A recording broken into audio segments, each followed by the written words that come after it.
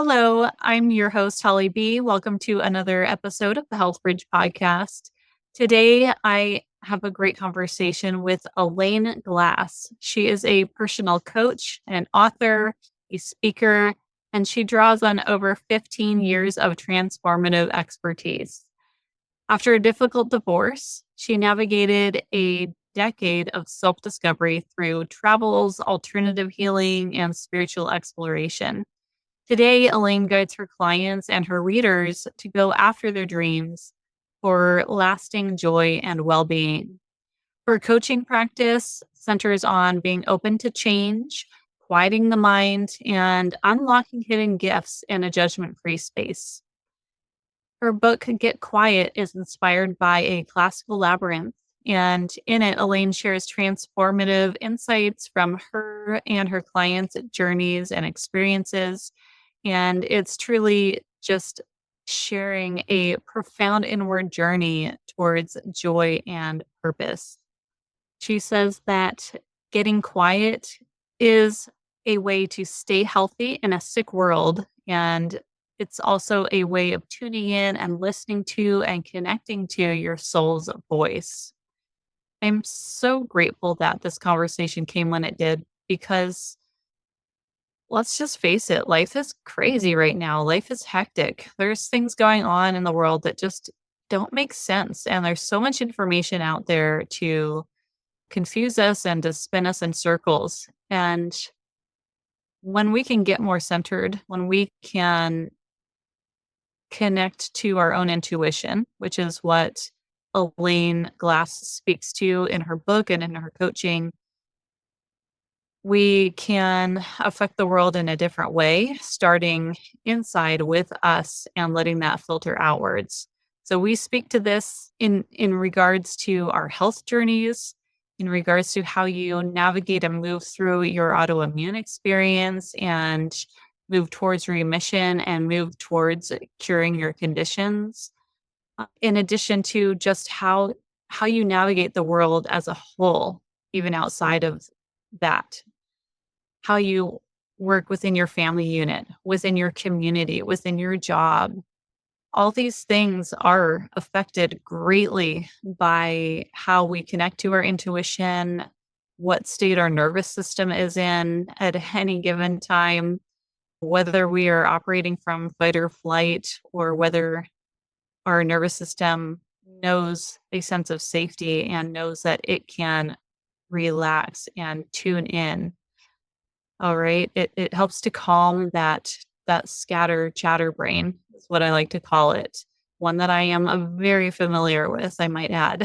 So listen in to this episode with an open mind, an open heart, and an open sense of curiosity to seeing how this approach might fit in to your daily life, to your overall experience of life.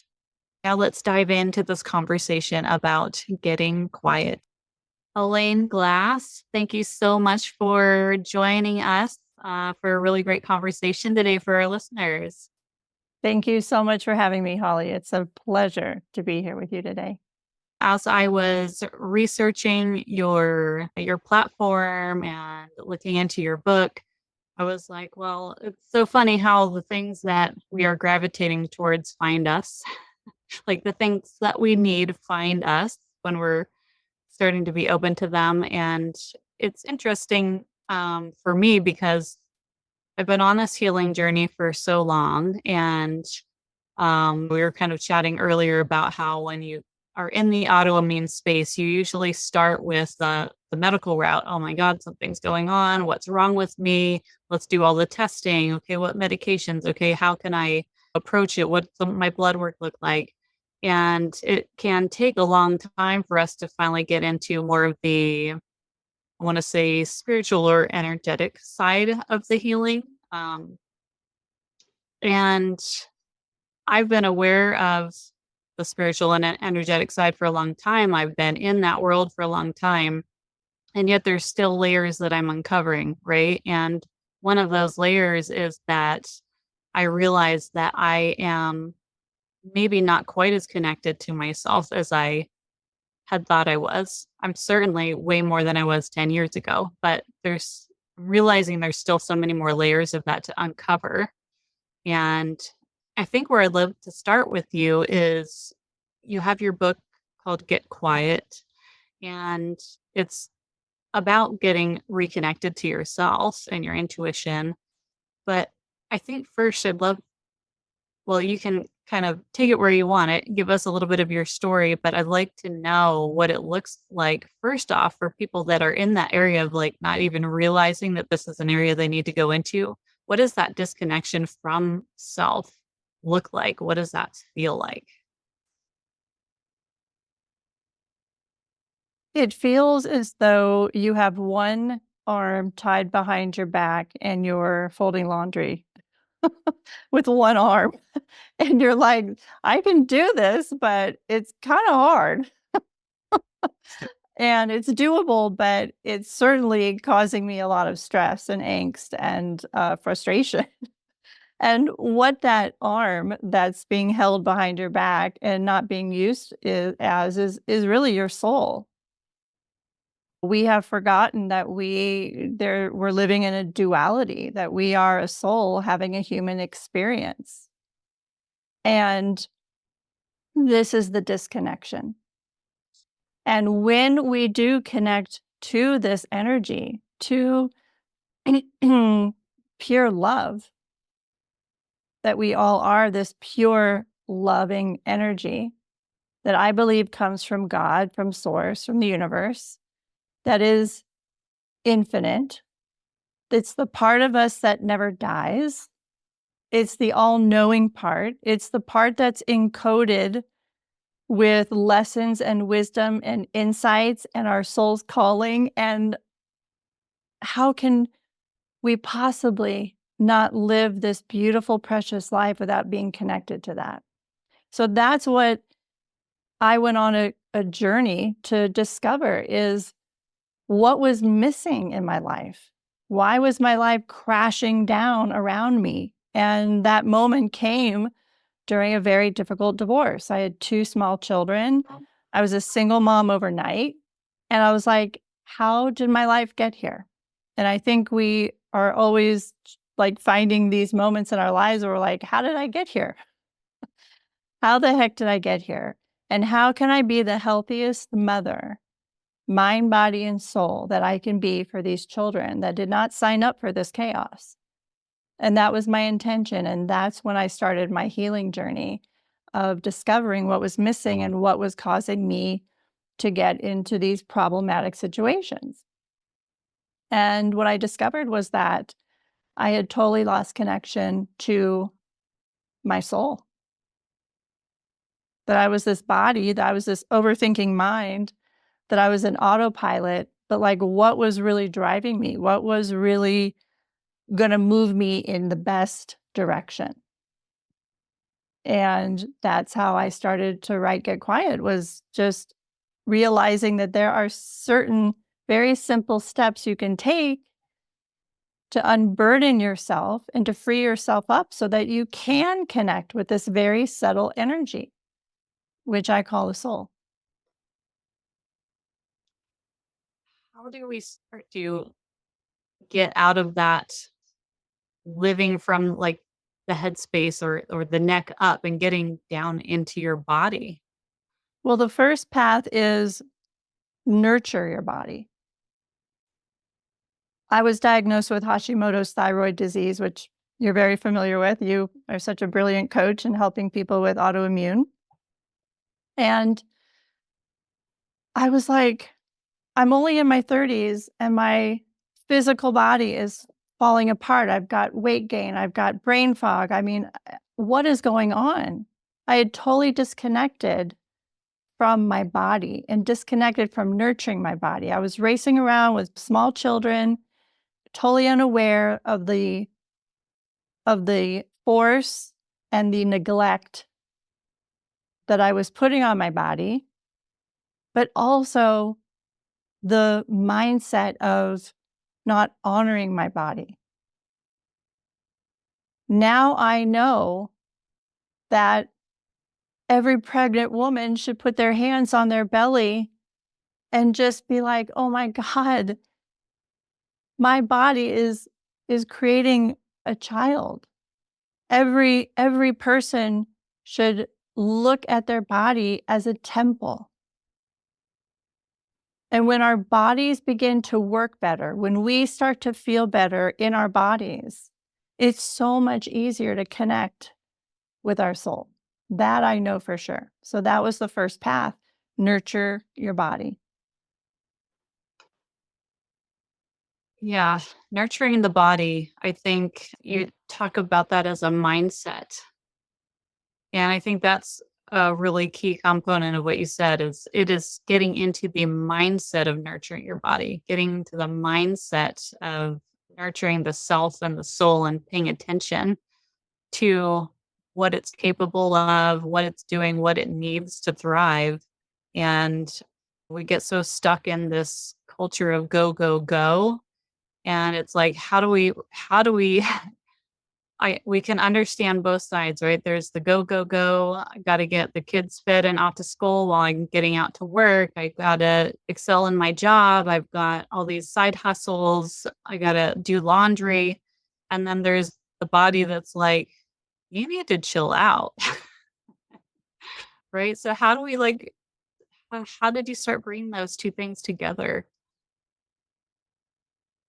Well, it was very slow. I'm a slow learner. So this took over a decade to discover. Just want to give people permission to take this slow. This is a lifestyle. This is just an awareness that you have that the human always wants more, more, more. That's how we're wired. But what I discovered was that it's actually less is more. I think that we create more unnecessary work in our lives to avoid the real work. Can you say that again? We Get us in the create, back. yes, we create more unnecessary work in our lives. That can be domestic, that could be in our jobs, that we create unnecessary work to avoid the real work. This is about being brave enough to stop looking away at the truth of your life. I feel like we are addicted to looking away at the truth of our life because it's painful. It's hard. But when we do, and this is what the get quiet way and get quiet is, it's about releasing what we're carrying because we carry so much. We hold so much. We hold the worry of others. We hold so much that is just weighing too heavy on us. So, how do you know where you're holding it and how do you release it? And that's why the first path is nurture the body. I had to look at my health and say, what was I putting in my body? What was I eating? What was I supplementing with? What were the medications? Before I became a coach and an author, I was a dental hygienist for over 20 years and sat with 40,000 patients.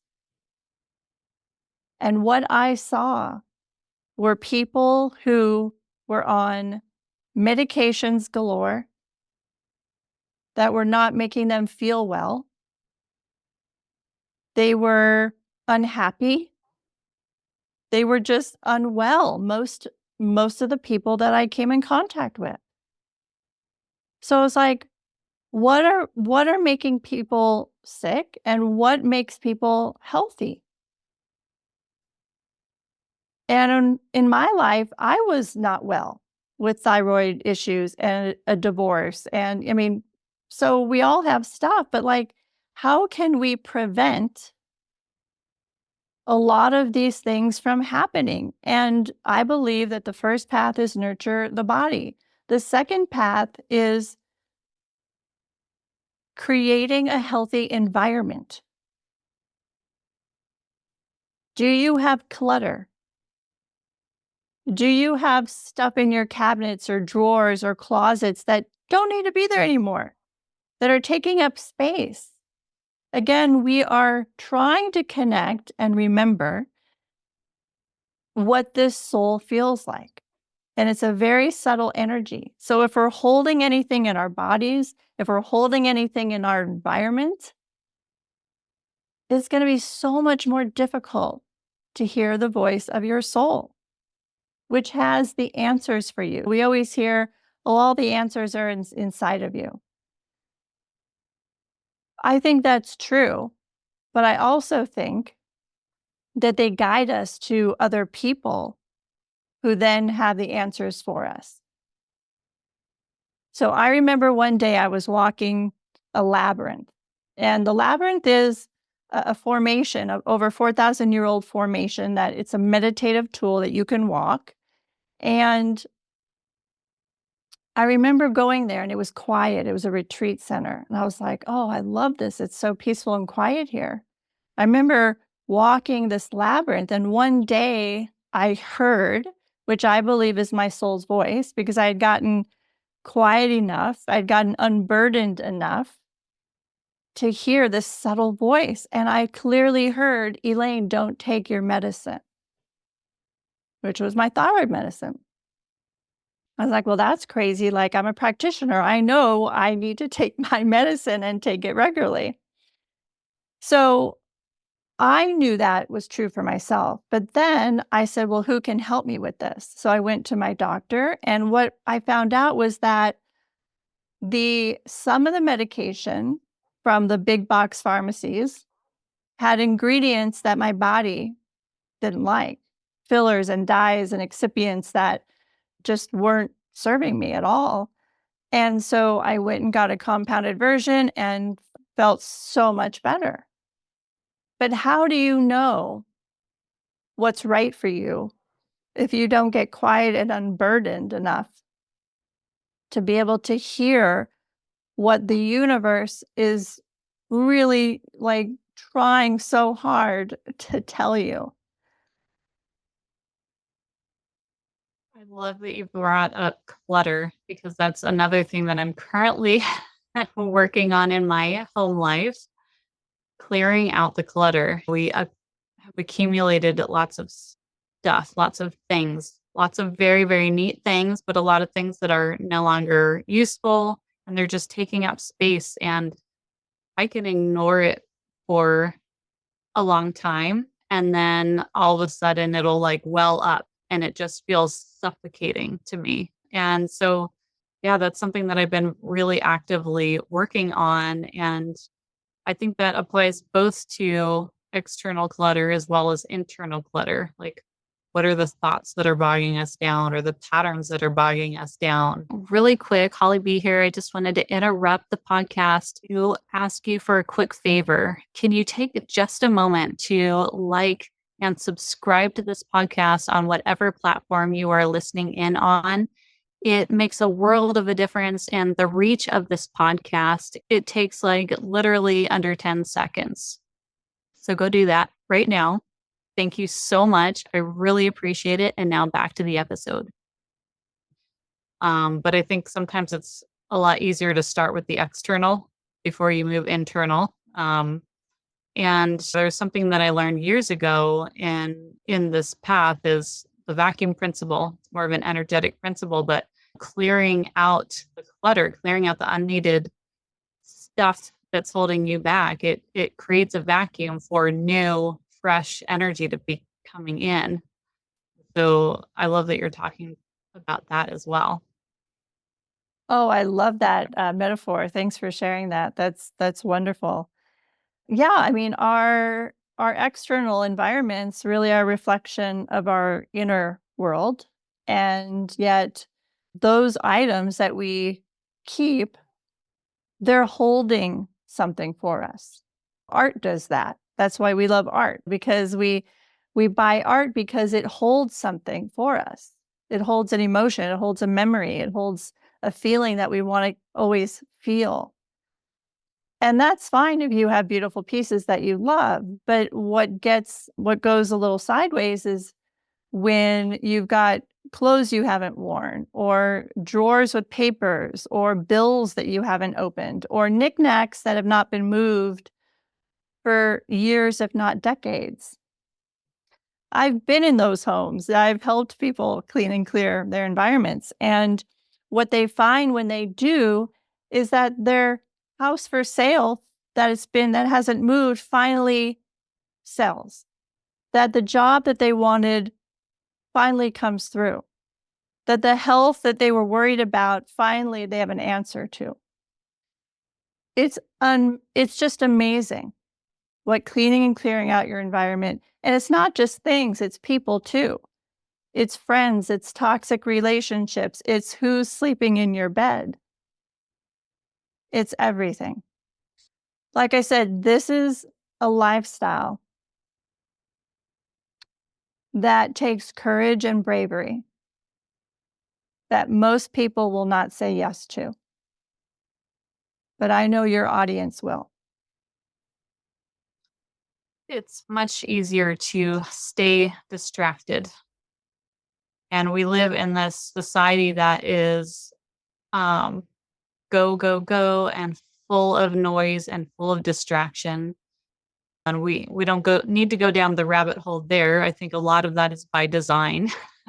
Certainly not all of it, but some of it is to keep us distracted from ourselves, really, because the more we tune into ourselves, the more we come from a centered place, the more we have the strength and courage to stand up against things we don't believe in. If we're looking at that on a broad level. But I think it was on your platform that you said the most rebellious thing you can do in today's society is get quiet. I think that was you that said that. Maybe I got that somewhere else. But yeah, and that really struck me as the truth, and part of what took me into my coaching space, and really started my personal journey, my personal growth journey, even before the coaching, was recognizing that there's a big movement going on in the world at that time, and I thought, wow, I felt all the energy. I felt just all this heart going into this movement. And then I just had this realization smack me in the face that, like, 2 weeks from now, everybody's going to be back in their routines and nothing's really going to change. And so, how do we create real change? And it was starting with me, inside of me. And from there, it can have that ripple out effect of affecting your family, then your community, and on and on. It is the most rebellious thing you can do right now, especially because we are up against things that our moms and dads weren't up against, that our grandparents weren't up against. Things like the environment being toxic, big pharma, big food. I mean, when we wake up to these things, we can reclaim our humanity. This is how we stay alive. It's really that simple. And if we choose to stay asleep, we're not going to fare very well. This is how I got my life back. This is how I got my health back. This is how I found my purpose, or more than anything, how my purpose was able to find me, because I believe that that's more the case. And this is how you live a great life. This is how, especially for women, we can feel alive, alert, and aglow, is how I term it. We want to feel alive. We want to feel alert and awake and conscious and aware that everything we put in our bodies can have a positive effect or a negative effect. And as I began to nurture my body, clean and clear out my environment, the third path is get my mindset straight and get present. Those three things alone completely put me in a energetic vibrational state where I could dream again for myself, that I could lead myself in a way that was so much more powerful, so much more intentional. And that gave me confidence. I mean, if anyone would have told me 15 years ago that I'd be here with you on a podcast, that I'd even be a want to be, have anyone want me to be a podcast guest. I mean, it's your life changes when you start living this way. And particularly for single mothers, because I was a single mother for over a decade, you feel so lost. You feel so overwhelmed. You feel like, how am I going to get my life back together? Everything has fallen apart. My family has fallen apart. My kids are struggling. When you begin to walk these 7 paths in a get quiet way, you will find the answers that you finally need, because those answers really don't come from the outside world, Holly. They're coming from your soul. And when you hear a message that's true, that comes from your soul, that's so different than any message that can come from the outside world. And I can relate to that on multiple levels of wanting the answers on a purely physical health level from the doctors, from the practitioners, from the healers. Just give me the answers. Tell me what I need to hear. Tell me what I need to hear to feel better. And even in the more spiritual, or some would say woo-woo side, I want to get my cards read. I want a psychic to tell me, like, what is the answer? What does my astrology say? What are the stars telling me that my path is supposed to be? And I have love for all of those things and total respect for it. I mean, I'm a coach as well, so I'm speaking about my own position here. We can still utilize those things. We can even utilize church in the same way, but again, even in church, even if you're fully church-going Christian, Catholic, whatever, there's still a difference between going there to have people tell you what to do, or going there in full presence, listening to your intuition, listening to your soul, and communicating with that information on that level instead. So I think what you're talking about just spans the whole gamut.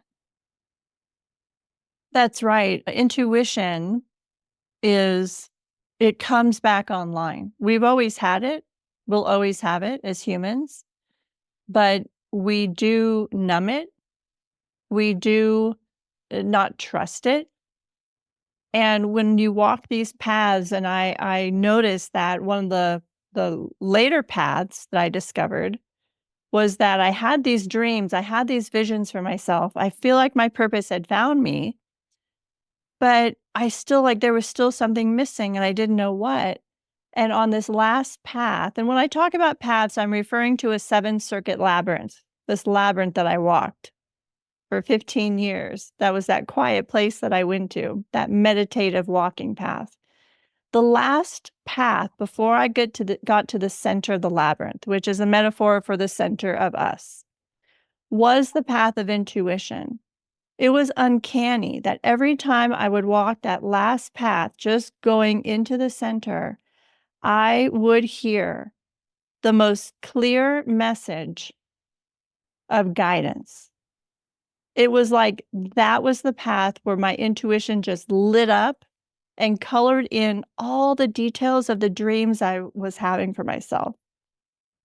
And when, especially for women, when we get our intuition back online, when we can begin to trust that and follow it and take action based upon what we hear, game over. We feel like we are so back in our power. And what is that power? It's the remembering that we are this powerful, loving soul that came into us in utero to animate every part of our body, every cell. This is a remembering. This is what Get Quiet is. It's to remind you of this and the power, and so that you don't have that one hand tied behind your back anymore. That you are fully animated, that you are fully yourself, that you are fully in living your soul's mission.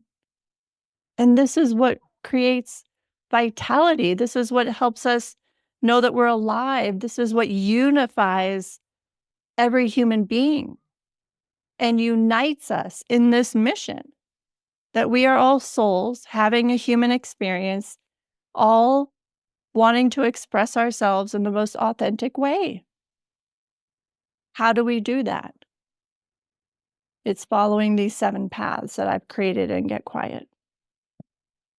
I want to touch on that feminine energy and that feminine power that you're just speaking about. I think as women, I'm sure you can relate to this as a mother. We tend to give our power away to everybody else first before nourishing ourselves, right? I think it's a natural tendency for women. And then some of us, usually the ones that end up in autoimmune disease, tend to give more. They overgive. And it comes from a true, oftentimes comes from a true place, I should say, of wanting to nurture others. Um, but in that process, we lose ourselves and we forget ourselves. So when you're talking about coming back to this power, I think that's so important. And to understand that it's not power in that, how do I want to say, like that really masculine, overzealous power. We're talking about that nourishing love power of we can stand in ourselves. And we also know that it's okay to put ourselves first when we need to, because the more, I think you said earlier, that we fill our own cup, the more we can actually tend to others and give them and honor them with our attention. Boy, I wish I had known this one thing when my kids were young. I and I you're right. It comes from a very human place of, I just had a child and now I want everything for my child. I want to be the best parent. I want my children to be raised in a healthy way and give them everything. But we give and give and give. We do lose ourselves. We lose who we are. We lose our health in a lot of ways. We lose our mental emotional health. Our nervous system becomes completely dysregulated. And the stress creates, you name it. You've seen it in your coaching. I've seen it in my dental practice and now my coaching, what stress does to the human body. It completely blocks and numbs any ability to connect with this subtle energy that I'm referring to, called the soul or God. And why would you want to put yourself in that position? Hey, I just wanted to jump in here and interrupt the program for just a hot minute. You know that I'm so passionate about this podcast, but what I'm also really passionate about is helping women with lupus minimize their symptoms, boost their energy so that they can indulge in life again.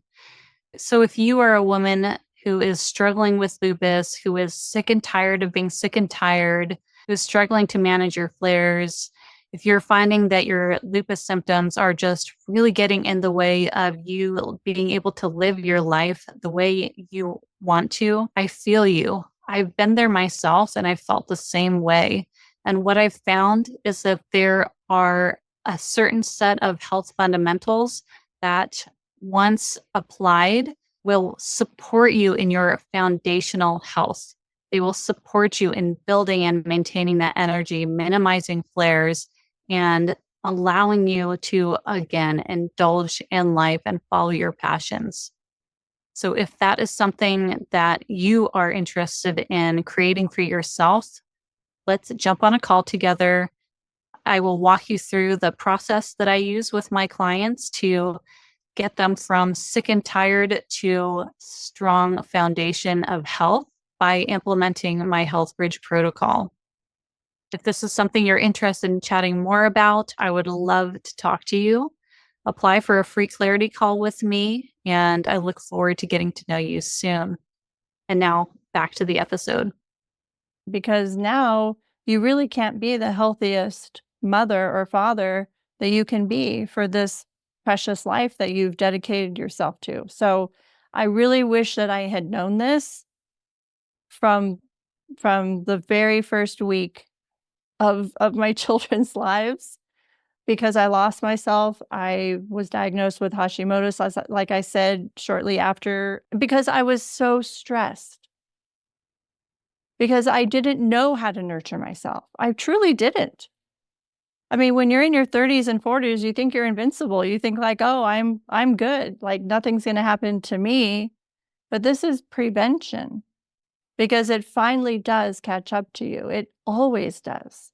It always does. I love that you said it's prevention because the thing is, we don't need to get sick or to be in a place of facing divorce or feeling feeling like a failure in whatever aspect of our lives. We don't have to hit that rock bottom moment if we were just taught these steps in the first place. So for people listening that maybe can't fully relate to our stories and that they haven't gone that far down the path yet, but maybe they're thinking of, okay, I'm in my 30s and 40s, and how do I ensure that the rest of my life goes as smoothly as possible? How can I stay in the best health mentally, physically? This is what you're talking about as well. This applies just as much to them because, as you said, this is preventative medicine. It really is. And not only preventive, but can reverse disease. Because the third path in Get Quiet is the mind. And our thinking can change every chemical in our body. We know that. We know epigenetics can help us, and we don't have to be the effect of our genetics. I mean, I was told years ago that my detox pathways were suboptimal from a genetic test. So I went down the rabbit hole of, okay, epigenetics, what can I change in my environment? What can I do to help those suboptimal detox pathways? This is how you nurture your body, is when you get to know your body better. And unfortunately, sometimes we get to a point where we're suffering, where we find the illness, we find we have a problem, and that sparks this investigation. And that's what happened to me. And so, but this is how I nurture my body. This is how you find out. You get labs done on a regular basis. You pay attention to your life. There were so many times where I just put stuff under the carpet, and that carpet just got so high that my life fell apart. So like I said, this is a brave and courageous way to live your life, because you're living it awake and aware and not looking away at the truth of your life. And when things build up and build up, it feels overwhelming. How am I going to tackle all this? And that's where my life got to. But little by little, and that's what's so nice about these 7 paths, it's such a very gentle way to approach that pile that's built up in your life. It feels very almost like somatic work to me. It's like somatic soul work. And there's, again, this is another topic that's been presenting itself to me so much over the past 6 months. I'm paying attention. Took a while to get here, right? And the somatic work is a slow process, but it's that process of kind of teaching and repatterning the nervous system to know that it's safe within your body, that it's safe and resilient, and it doesn't need to always be on alert, right? We can reteach our nervous system what safety looks like. Because currently, when it's firing and you're constantly in fight or flight, that's where it thinks it's safe. It's being vigilant for your own safety, for your own good. But we can reteach it so that it doesn't need to be on alert at all times. So that's again what you're getting at in your 7 steps and Well, you're part of this spot on. labyrinth. Yeah. You're spot on. How can we feel safe again?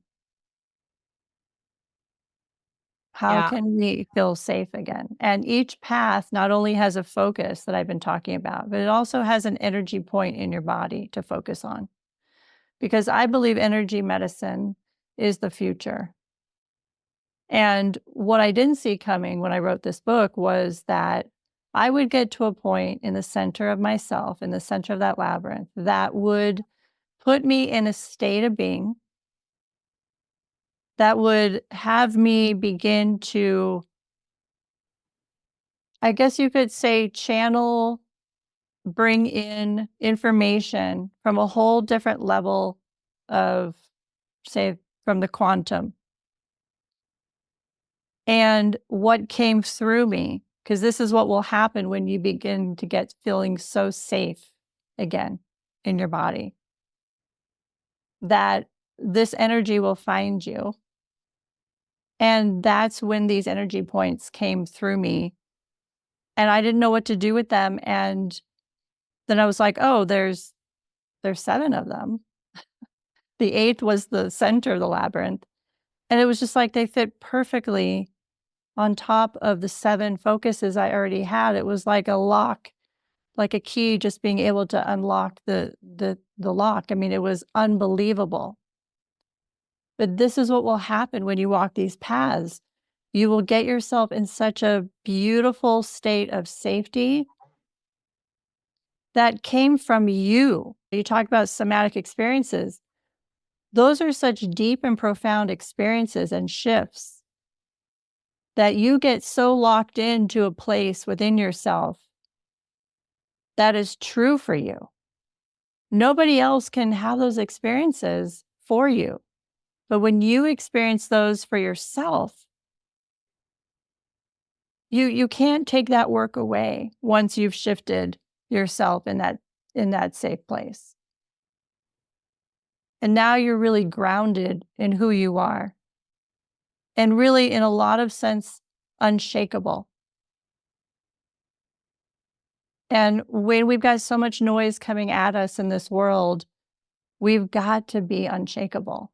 We've got to stay true to what we know is true for ourselves. What's going to keep us alive? What's going to keep us healthy? What's going to keep us conscious, alert, awake? Because it feels like modern society is wanting to numb us,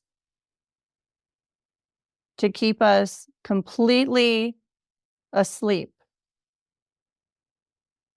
And this is my concern for humanity. And so get quiet is the way to wake up, get safe, stay alert, and to have your purpose find you. What else are we here for? And that is my greatest wish for everybody. I'm so glad that we're having this conversation, because these are the conversations that just right now, especially, I mean, this will probably air after the election, but, and not to make this a political discussion, but in a way it is. We're 2 weeks away from the election as we record this, and the chaos out there is just overwhelming. It's overwhelming, and it's so easy to be confused with all of the information out there, whether this is politics or not, right? This could be all about health as well. There's so much information from all sides. All sides contradict each other. And it's just like, well, which expert do you believe more? And we'll go with that one. But if you can, again, get centered, go through your protocol, slowly become grounded and rooted in your confidence, in your intuition, and what your soul believes is true, then we can move forward making the right decisions for ourselves and also I think just move through that conversation with others if need be in a much more grounded place so that we're not judging, arguing, pitting one another against each other.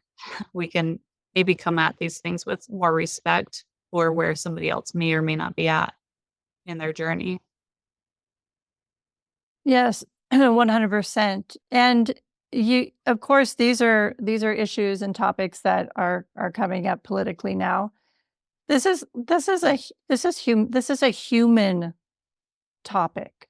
This is like, are you going to live a healthy life or not? It's really that simple. And when we are not healthy, we cannot connect to the truth of who we are. We cannot connect to that soul. And so we know that eating well, eating organic, eating unprocessed foods, staying away from sugar. I mean, these are obvious things to be able for your body to stay that temple, to be able to connect to your soul. That is the whole purpose. This is how you stay healthy. This is how you stay alive in today's world. Elaine, tell our listeners a little more about your book and where they can find you.